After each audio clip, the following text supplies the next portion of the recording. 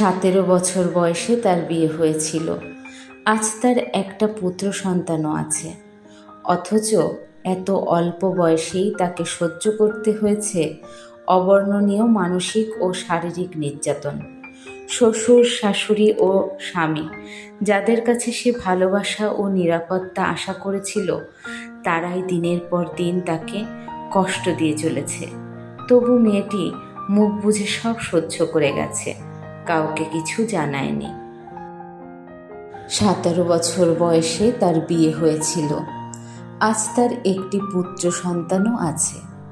অথচ এত অল্প বয়সেই তাকে সহ্য করতে হয়েছে অবর্ণনীয় মানসিক ও শারীরিক নির্যাতন।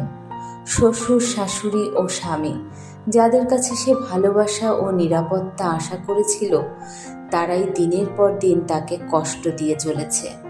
তবুও মেয়েটি মুখ বুজে সব সহ্য করে গেছে, কাউকে কিচ্ছু জানায়নি।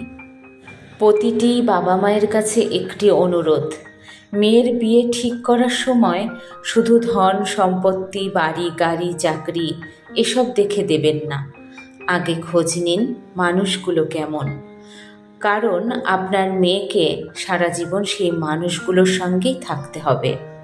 টাকা পয়সা, সোনা দানা বা আসবাবপত্র কখনোই একটি মেয়ের সুখের নিশ্চয়তা দিতে পারে না, কিন্তু একটি ভালো পরিবার, সম্মান ও ভালোবাসা তার পুরো জীবন বদলে দিতে পারে।